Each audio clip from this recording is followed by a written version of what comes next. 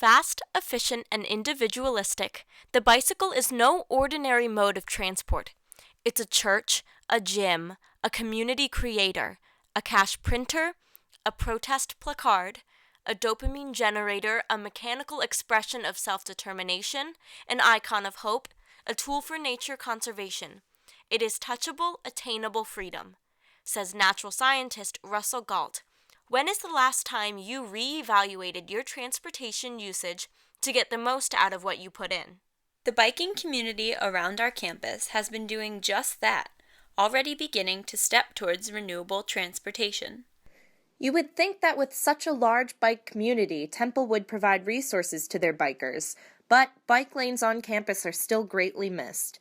We worked with the Temple's Office of Sustainability and the Director of Sustainability, Kathleen Grady, about the importance of bike lanes for the bike community. Bike community at Temple and then the community surrounding Temple are inextricably, we are totally linked, right? So we know that it's safer to cycle when there are more people on the road. So we don't want just Temple students riding, we want neighbors riding. And when we're putting out our infrastructure on campus, we're thinking about that.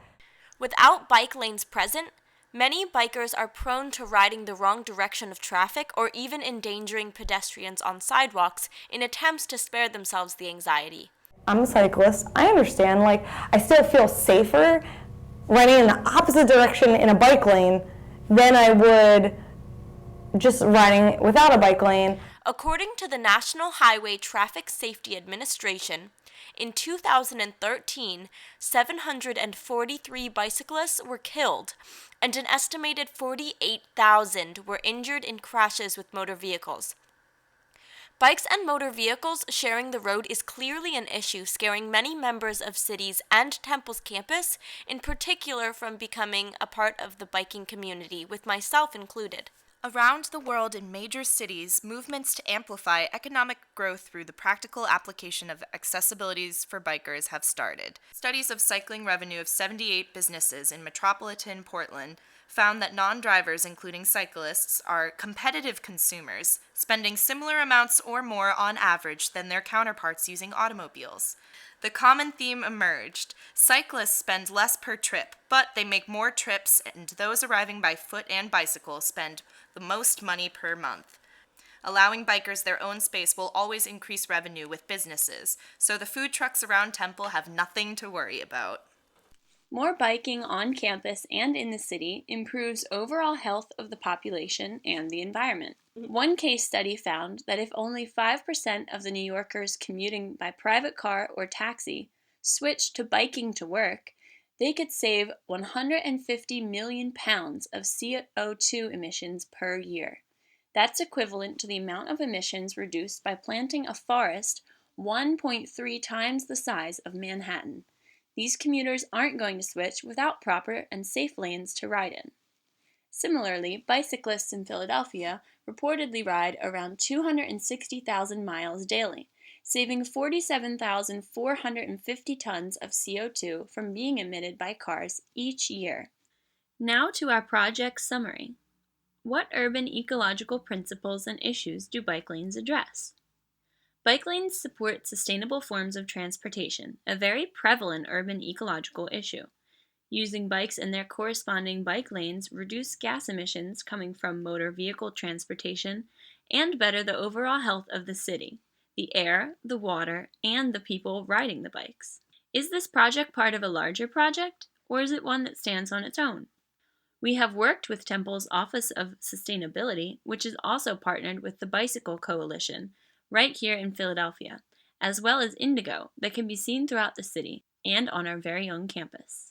How do bike lanes make an impact at Temple in the short term? Short-term impacts are more concrete and physical changes, such as the creation of the lanes providing a safe area for current bikers to ride.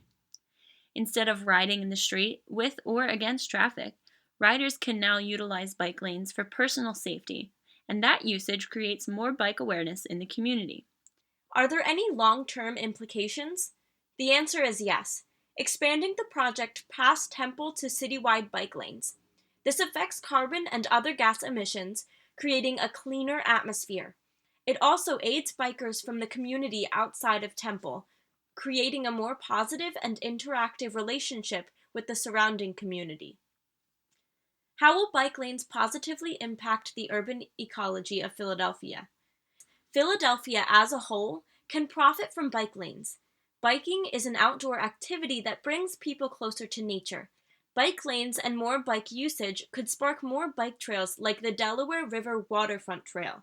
When bike lanes are implemented throughout the city, the construction of the lane allows the opportunity to also make the curb more eco-friendly. A better stormwater drainage system for the curb and permeable adjacent sidewalks can be installed at the same time as the bike lanes.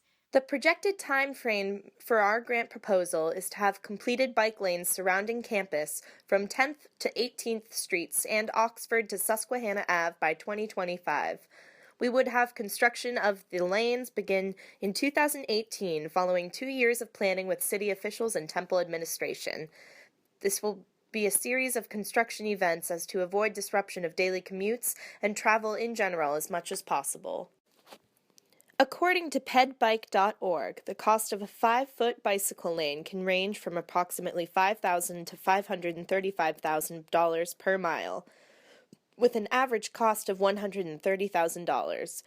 These costs of labor and materials will become an investment not only in the revenues of local businesses, but also in the safety and health interests of communities. Hey, we really need a bike lane here because it's been proven that it's safer to ride in protected bike lanes.